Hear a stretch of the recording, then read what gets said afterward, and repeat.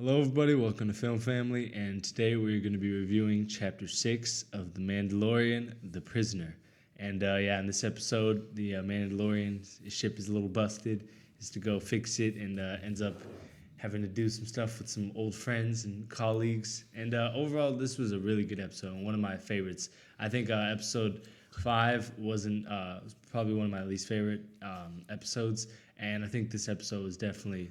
I'm not going to say return to form, but, it was more akin to the first 3 episodes, which I think were a little higher quality.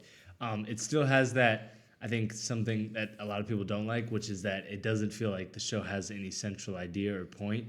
But I think that that's sort of intentional because there's this background voice, this faceless villain of the guild. Mm-hmm. And I think by episode 8, there will be some big confrontation that really leads to more of a centralized story in seasons 2 and 3. Because a lot of shows have actually done that, where in the first season, they seemed like they were just things were happening, and then they sort of streamlined it in the other seasons because maybe they weren't confident in themselves to have a centralized story in the first season, and then knew if it was successful, then they could go into maybe a more linear storyline and kind of a more filled out and robust storyline.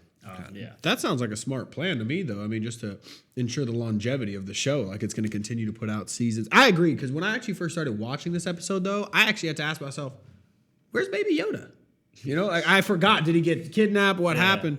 Obviously, he's in the ship. It's okay. It's fine. He's a little cutie. They dropped him, though. I know. What? That was so messed up. Maybe they have tough skin. But Yoda falls in revenge. I'm kind of cool with it because the Mandalorian doesn't have a play right now. Yeah. He has the baby. He doesn't know what to do with it. Like, where's he going to take it? So you're saying the plot feels like him? It's like it's kind of, like we're along for the journey. And I agree. I like this episode a lot. I think the fighting in it was super cool. We got to see more of the, I don't know what the pigtail people are. The Twi'leks. The Twi'leks. I thought that was really cool to see again in person, I guess. And well, another thing is, like, with each episode, whatever conflict happens, that is just him dealing with different people from the guild. If you look at past episode 3, because those first 3 episodes are all connected with him figuring out Baby Yoda. If you look at episode 4, they sent people to kill Baby Yoda. He defended a village against, like, pirates. Episode 5 was the guy... guild, and this episode's guild. So it seems like it's just different adventures. It's almost like a serial, kind of what Star Wars is based off of. Exactly. And it's him dealing with this villain that doesn't really have a definitive face yet, or at least one main antagonist, but it's him dealing with it episodically. And so that is not like a big deal to me. And I really like this episode because of that. And the action was really well directed. And I'm gonna talk about it later. Okay.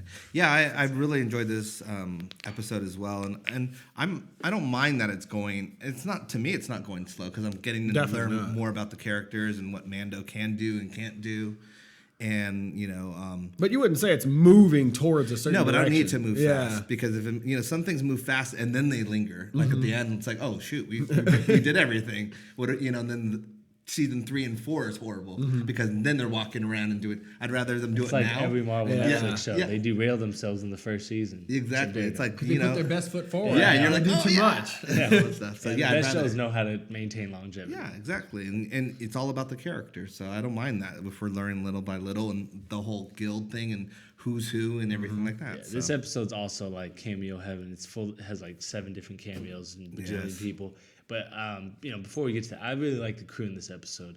I forgot what the first guy's name is, the guy with the curly hair, who's like originally on the ship. I don't know what the name of that actor is, but I recognize that guy. He's from Sons of Anarchy. I recognize him from Batman Begins. I don't know why, that too. He plays like Flash. But I saw him and I was like, oh, that's cool. But then you meet the Twi'lek. I forgot the name of that actress, but you meet her. You meet Bill Burr, which I didn't even know he was. That was Bill Burr, right? Because I was going to say he looked familiar. Okay. Yeah, and I thought I was like, oh, he's in this? And that's pretty funny. And then I didn't even know that the Deveronian, the devil-looking guy, was Clancy Brown. Yeah. Really? Yeah. Who's like, you know who that is. Yeah. He's in a lot of stuff. That's crazy. And he's like, a Star Wars alum, which is really cool. And I was like, geez, like, we're just getting so many famous people for it. At this point, it seems like what Star Wars, not just The Mandalorian, but Disney Star Wars is them being like, let's see how many cameos we can put into this thing. Because every sequel trilogy movie is like different famous people wearing stormtrooper outfits. Yeah. And it just seems like they're like, how many people want to be in Star Wars? But Mandalorian does it better. I mean, wouldn't you want to be a part of the? It's like being part of the Marvel legacy. Oh, of the Star Wars. Even if it's a little part, you were in it. That'd be cool. awesome.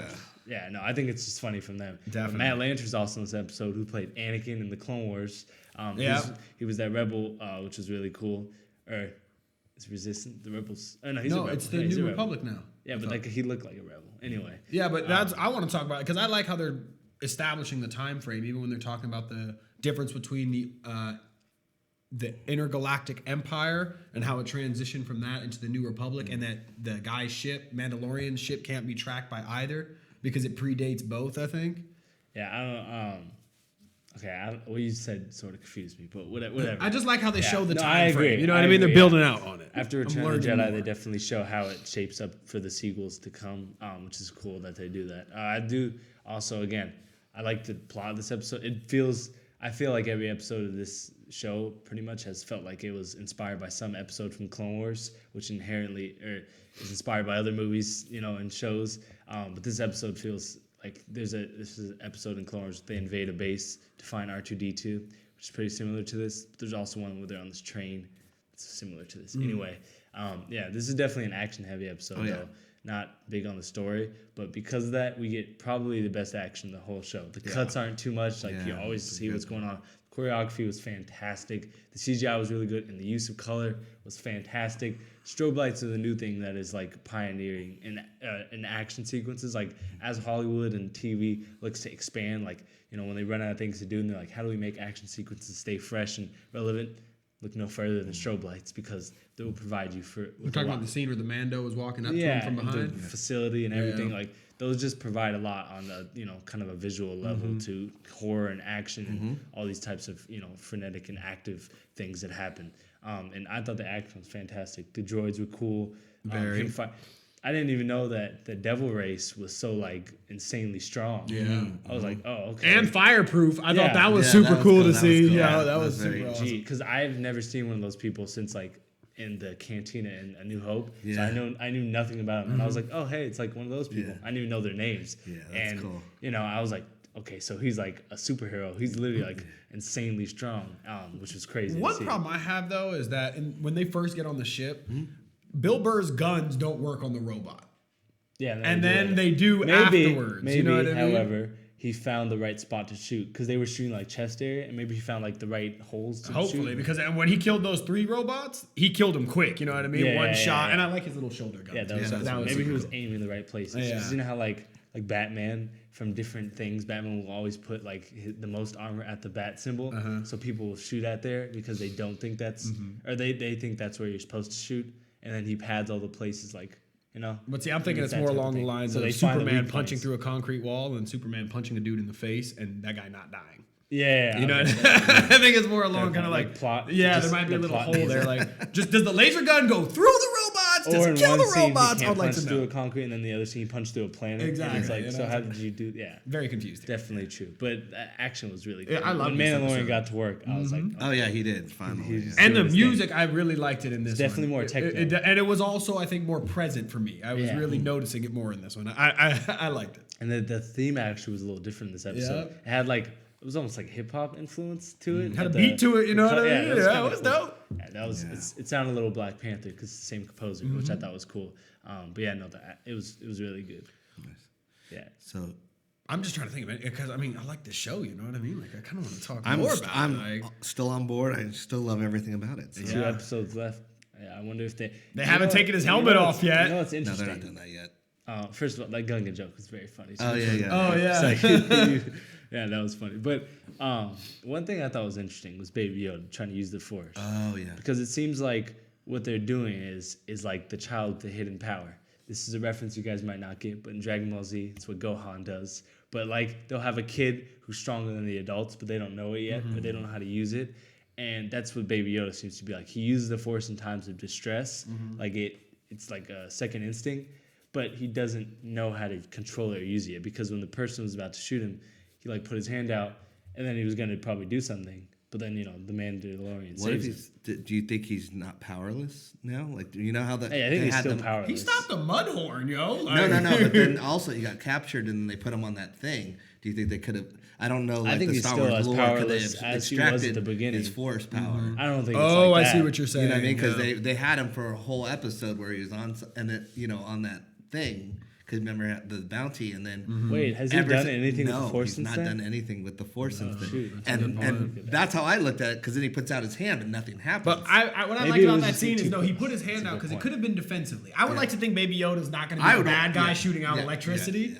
But I thought it was cute how like he thought he killed the guy. That was- because he I looked like at his that. hand like, Yeah. was that? Me? I even thought he did it. I was like, oh damn. yeah, What you said about that Force, that has me thinking. yeah, it had me. I don't thinking. think personally. I think it's kind of dumb if you can extract somebody's Force. Like, get here, like I took it, you have it, and like, But you can't be inherited the Force. In the Phantom Menace, they talk about the midichlorians. yeah, but you can't like give somebody midichlorians. You can't, but I know that somebody in Disney Star Wars was saying that they don't like the idea of it just being midichlorians and they like it being a bigger What's thing. Disney Star Wars? What do you mean? I just saw something on Instagram earlier today about how someone from Disney, I forgot what his name was saying that he prefers the idea of the Force being a life force. Well, a lot of as people opposed to got mad actual at the midichlorians, and like honestly, as somebody who loves the prequels, that was one of the things I used to not like.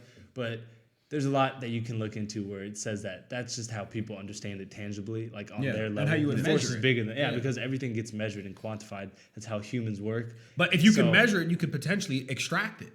I don't know. You know I what I don't mean? know how Like if feel you could about extract that. all your midichlorians. I'm sure there's like books on it and stuff. There's plenty of Star What Wars worries lore. me is he hasn't done anything since. Yeah, I did not think I of didn't that. even think about that. That's I a think- very Literally good point. hasn't done anything. Maybe since. it's because he's had no, because maybe at that time, like when the guy was pointing the gun, he just had like no opportunity of time to be able to. Because I don't think he's even tried anything since. Like that was the first time since episode 2. Yeah. I could be wrong. I don't know.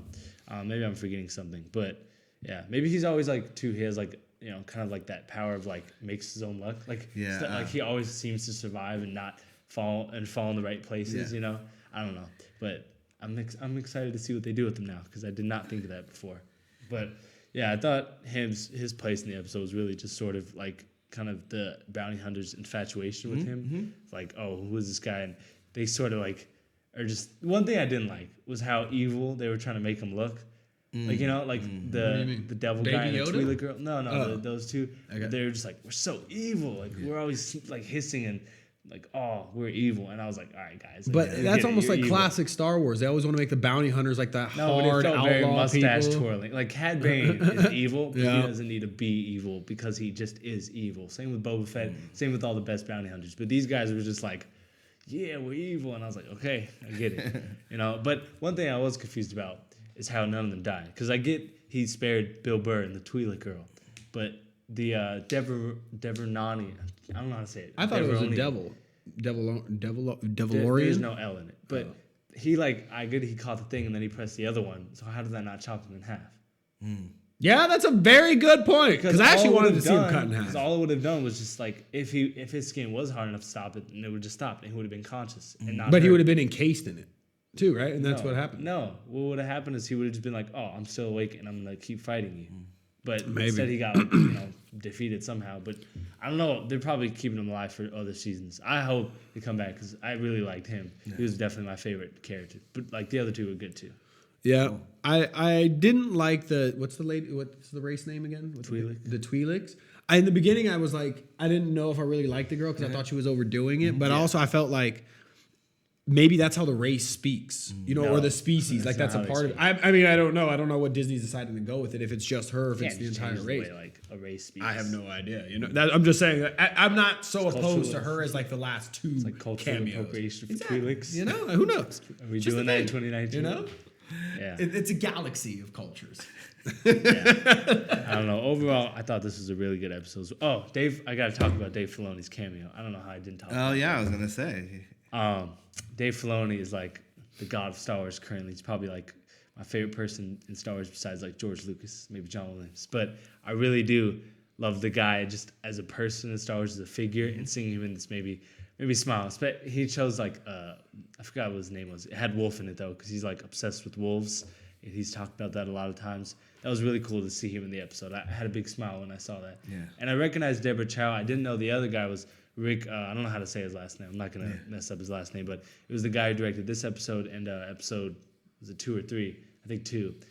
Which was really cool. They got all directors to do that. It also showed like the effectiveness of the military because they just wiped out that X-Wings, planet. And that ship that was on the base, it looked a lot like Cad Bane's ship. And so for a second, I was like, is it going to be Boba Fett? And what they blew ship? it up. The ship that The was gun about ship? to... Yeah. No, the not one that they were gun going to ship. send out to kill? Yeah. Yeah, that was the gun ship. That's what they Not said. a gun ship.